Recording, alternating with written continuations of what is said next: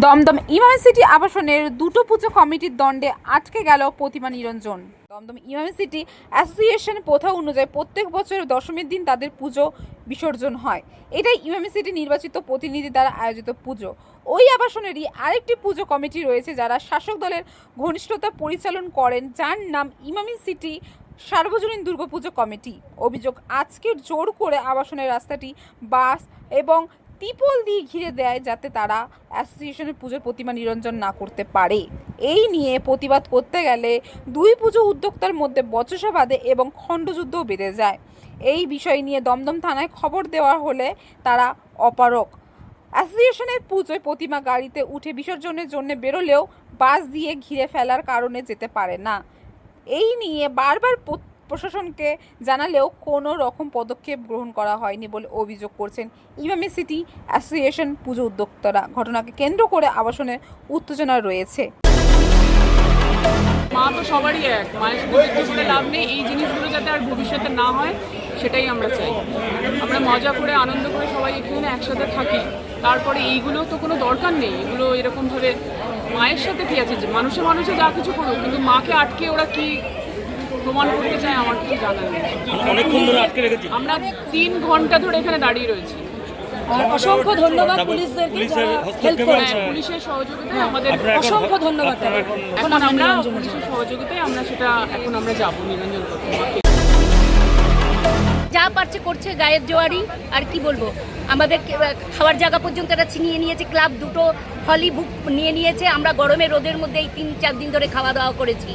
আর আজকে ঠাকুর নিয়েও এরকম সমস্ত সমস্ত আমাদের ভাঙি।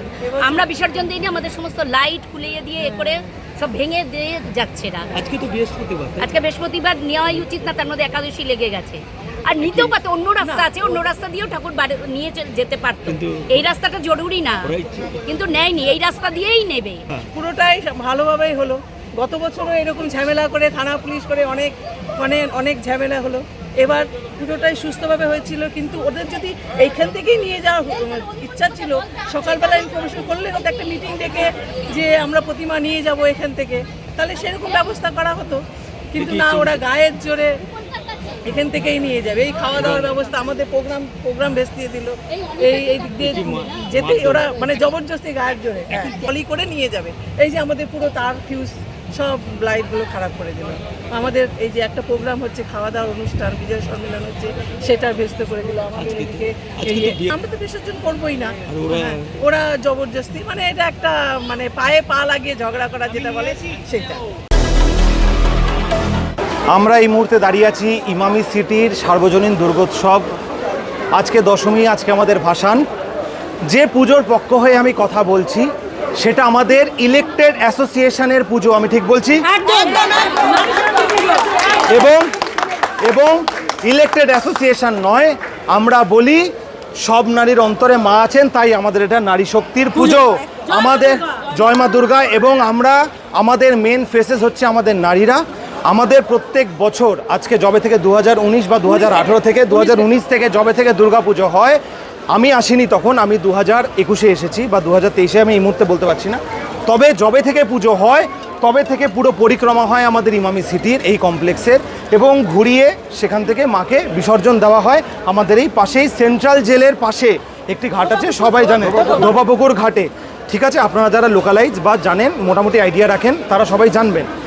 এবারে সমস্যা হচ্ছে, বিগত 2 বছর ধরে ইনক্লুডিং দিস ইয়ার আমাদের দুটো পুজো হচ্ছে, তাতে কোনো আপত্তি নেই। এখানকার লোক তারা প্রত্যেকে ট্যাক্স পেইং, এখানকার নাগরিক, তাদের অধিকার আছে পুজো করার।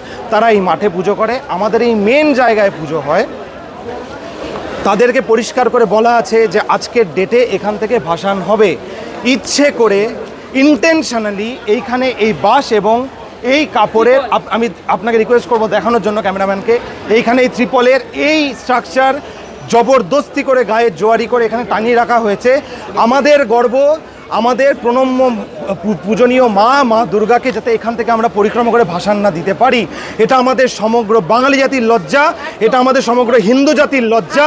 এবং শুধুমাত্র, এবং যখনই কিছু ওনাদেরকে রিকোয়েস্ট করে হাত জোর করে বলা হয়েছে যে আপনারা প্লিজ এটা খুলে দিন, ওনারা বারবার বিষয়টাকে পলিটিক্যাল জায়গায় নিয়ে গেছেন এবং বলেছেন পলিটিক্সের লোক ডেকে আমাদের এখানে মার খাওয়ানো হবে। আমি এটা তীব্র ধিক্কার জানাই এবং ইমামি সিটির বাকি সকল বাসিন্দা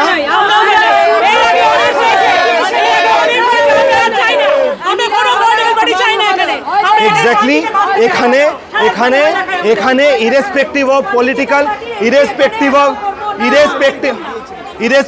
অফ পলিটিক্যাল সাপোর্ট, যে যাকে সাপোর্ট করে আমরা সবাই জানি সেটা তার নাগরিকের ব্যক্তিগত ব্যাপার। মা দুর্গা সবার, এখানে কারুর মা দুর্গাকে অপমান করার কারণ আমরা জানি, মাকে একবার সোজা নিয়ে গেলে আর ব্যাক করানো যায় না। প্রত্যেক বছরের যেটা নিয়ম সেটা গায়ে জোয়ারি করে এবং আমাকে 50 বার করে তীরে আসা হয়েছে, আমাকে মারার চেষ্টা করা হয়েছে।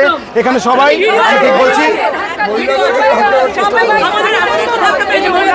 শুধুমাত্র একটি পার্টিকুলার পলিটিক্যাল পার্টির নাম করে, যেখানে আমরা অনেকেই আছি সেই পার্টির সমর্থক, আমরা সেই পার্টিকে সমর্থন করি এবং কন্টিনিউয়াসলি মহিলাদেরকে গালাগালি দেওয়া হয়েছে, আমার মাকে তেড়ে আসা হয়েছে, আমাকে তেড়ে মারতে আসা হয়েছে। আমি ধিক্কার জানাই এবং সর্বসমক্ষে এটির যথাযথ বিচার চাই। আমাদের কোনো পলিটিক্যাল পার্টি এটা চায় না মা দুর্গাকে নিয়ে ছেলে খেলা করা হোক, এটা আমি গ্যারান্টি সহকারে বলতে পারি।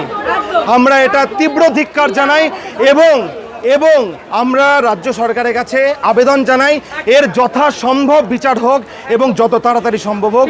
ধন্যবাদ। ক্যামেরায় জয়ের সাথে আমি রিঙ্কি, নিউজ কলকাতা 24।